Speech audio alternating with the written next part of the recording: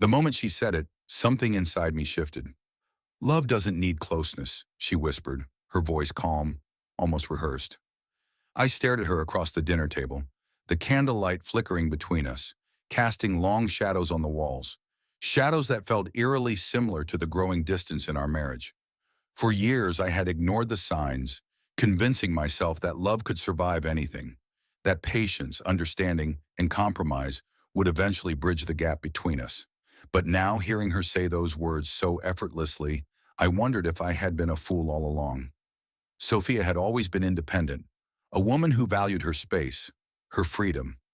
It was one of the things I had admired about her when we first met. She had this way of carrying herself, confident and unbothered, as if the world itself bent to her will. But marriage, I believed, was about two people walking together, growing together, sharing not just moments but also emotions, vulnerabilities, and struggles. Yet over the years, she had built invisible walls between us, small at first, then towering until I felt like a stranger in my own home. It started with little things, canceled date nights, missed phone calls, and unspoken reluctance to engage in deep conversations. I had told myself it was just a phase, something that all couples go through. But phases don't last forever. This one had. And now, as she calmly stated that love didn't require closeness, I realized she had been preparing me for this moment all along. "What are you trying to say?" I asked, my voice quieter than I intended. I wasn't angry, not yet. I was searching for something, anything, that would make her words make sense. A hidden meaning, a misunderstanding, perhaps.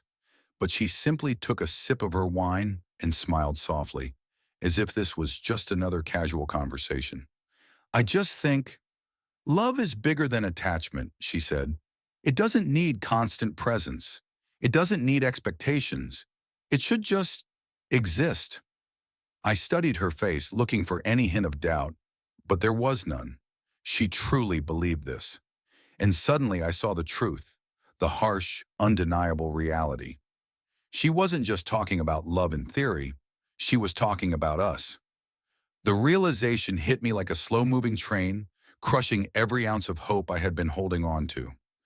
I thought back to the nights I had stayed up waiting for her to come home, the mornings I had made her coffee, the texts I had sent that went unanswered. I had fought for this marriage, convinced myself that distance didn't mean detachment, but maybe I had been the only one fighting. If love didn't need closeness, then what exactly was I holding on to? And if she truly believed that love should exist without presence, without expectation, then maybe, just maybe, I should take her words to heart. Because if closeness wasn't necessary, maybe this marriage wasn't either. I sat there staring at her, trying to make sense of it all. The woman I had shared my life with for years was now speaking like a stranger, as if our marriage was just a concept, not something real, not something we had built with time and effort. I wanted to ask her why. Why now? Why this sudden realization? Why she no longer cared about the closeness we had once shared. But deep down, I knew this wasn't sudden. It had been happening for a long time. I had just refused to see it. I reached for my glass, feeling the cold condensation against my fingers, anything to ground me in that moment. My mind raced back to the past, how it all started. When Sophia and I first met, she had been different, or at least I had thought so. We were inseparable back then, lost in late-night conversations, laughter echoing through empty streets as we walked side by side. She used to hold my hand without thinking, lean into me when she was tired, text me just to say she missed me. Back then, love was effortless. But somewhere along the way, things changed. I remembered the first time she hesitated before answering my calls, the first time she chose work over our anniversary, the first time she seemed distracted even when she was right next to me.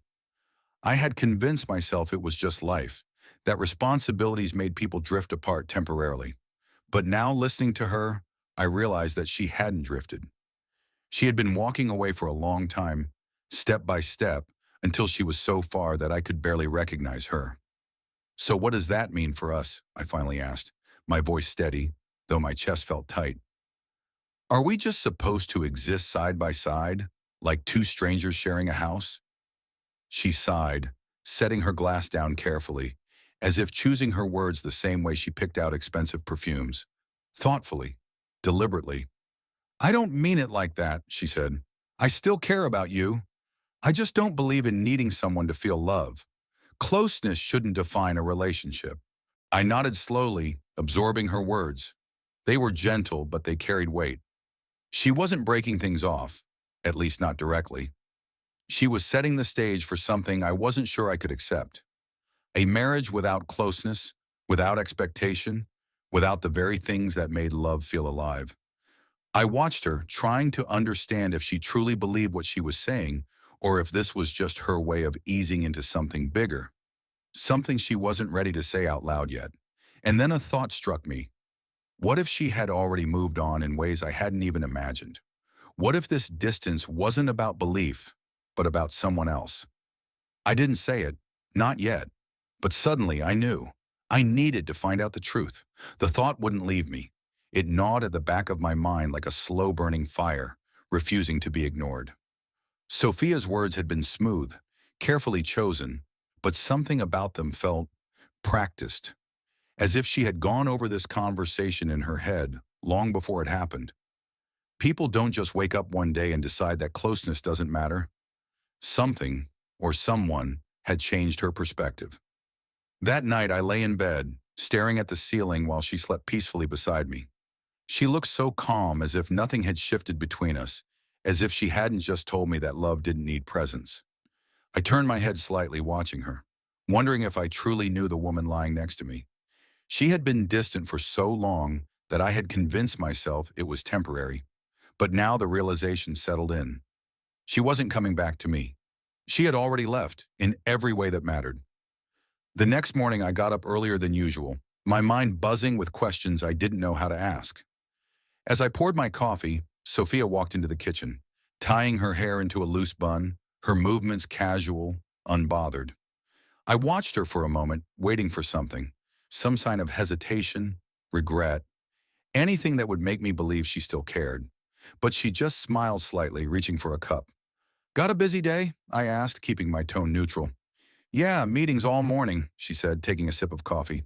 "Then I might grab dinner with some colleagues." Colleagues. I repeated the word slowly, letting it settle between us. She didn't flinch, didn't even glance at me. "Yeah, you don't have to wait up." It was such a simple sentence, but something about the way she said it felt different. It wasn't just a statement, it was a habit. How many nights had I waited up for her, convincing myself she was just caught up with work? How many times had I ignored the sinking feeling in my gut, pushing away doubts because I wanted to believe she was still mine? I nodded, forcing a small smile, but inside something clicked. I wasn't going to let this go unanswered. If she had already moved on in her mind, if she had already created a version of love that didn't need me in it, I needed to know why. And more importantly, I needed to know who had helped her reach that conclusion. I didn't say another word, but as she left for work, I felt a shift inside me. This marriage had become unnecessary to her. Maybe it was time I started treating it that way too. The house felt different after she left. Too quiet, too hollow. It wasn't just the silence. It was the weight of everything unsaid, the invisible distance stretching between us even when she wasn't there. I sat at the table, staring at the empty coffee cup she had left behind, my mind racing with questions I had avoided for too long. If she had already detached herself from this marriage, why was she still here? Was it guilt? Convenience? Or was she just waiting for the right moment to walk away completely? I reached for my phone, hesitating before opening our message history. It was all there. The one-sided conversations, the unanswered texts, the excuses, meetings that ran late, work trips that came up last minute, nights she came home smelling like expensive perfume that wasn't hers. It had been in front of me all along, but I had refused to see it. Not anymore. Something inside me snapped. I wasn't going to be the husband who sat around, pretending everything was fine. I needed to know the truth, and I needed to hear it from her. That evening, when she walked through the door, I was already waiting. She looked surprised to see me sitting there, as if she had expected me to be somewhere else, anywhere but here, confronting what we had become. "How was dinner?" I asked casually, watching her closely. She hesitated for just a fraction of a second before answering. It was fine. Just a long day. I nodded slowly, setting my phone on the table. Who were you with? There was no anger in my voice, no accusation, just a simple question. But the way her expression shifted, the way her fingers tightened around the strap of her purse, told me everything I needed to know. She opened her mouth to speak, but no words came out. And in that moment, I realized she wasn't just distant. She had already made her choice. She just hadn't told me yet. The silence between us was louder than any argument we had ever had. Sophia stood there, her fingers still gripping the strap of her purse, her lips slightly parted as if searching for the right words. But what words could fix this? What excuse could undo everything I had already realized? I leaned back, my gaze steady on her. You don't have to lie, I said quietly. Just tell me the truth. Her eyes flickered, just for a moment, but it was enough. Enough to confirm what I already knew. She glanced away, inhaling sharply, as if preparing for something difficult. But if it was so hard, why had she been so comfortable living this lie? It's not what you think, she finally said, her voice barely above a whisper. I let out a short, humorless laugh. Then what is it, Sophia? Because from where I'm standing, it looks like you made this marriage unnecessary long before I did. She swallowed hard, shifting her weight from one foot to the other. She still hadn't answered my question. She still hadn't said the words. Maybe she thought avoiding them would make this easier. Maybe she thought I wouldn't press any further. I stood up slowly, pushing my chair back. You said love doesn't need closeness, I murmured, watching her carefully. So tell me, was that your way of letting go before I even knew it was happening? Her breath hitched, and for the first time in a long time, I saw something in her eyes that almost looked like regret. Almost. But it was too late for that now. Her eyes softened, and for a moment, I saw the woman I had fallen in love with, the one who once believed in fighting for us. But that woman was gone. The silence between us stretched longer, unbearable. She finally spoke, her voice barely audible. I didn't know how to tell you. I didn't know how to make you understand without hurting you more. I stood there stunned, waiting for her to continue. She had never been the one to hold back, but now her words felt like fragile glass. There's someone else. The words hit me like a slap, cold and sharp. The realization was both a confirmation and a blow I hadn't prepared for. She had already found someone who could give her the closeness she no longer needed from me. I never meant to hurt you, she whispered, but I've been distant for a reason. I fell in love with someone else, someone who understands me in ways you couldn't. The weight of her confession settled in my chest. I should have felt rage, betrayal, but instead there was an odd sense of calm. As much as it stung, I knew this moment had been coming for a long time. I had just been blind to it. But as she reached for her purse to leave, something unexpected happened. The doorbell rang. It wasn't the sound I had expected to hear tonight. She froze, her face paling. Who's that? I asked, my voice sharp. Sophia's eyes widened, and for a second she looked almost panicked. I didn't think he would come here. Before she could say anything else, the door swung open, and a man stepped inside. My heart skipped a beat as I recognized him. Not from her work, not from any business meeting, but from her phone. The man I had seen in the background of a photo I had never been meant to see. The last piece of the puzzle I hadn't wanted to find. And suddenly, everything became crystal clear. This wasn't just an affair. It was the final act of a betrayal that had been years in the making. The man stepped into the room, his eyes darting between Sophia and me. There was no hiding the tension in the air.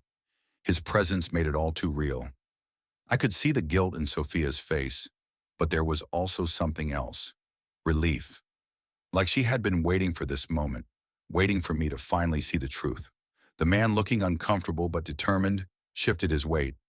I'm sorry you had to find out like this, he said, his voice low. I didn't answer him.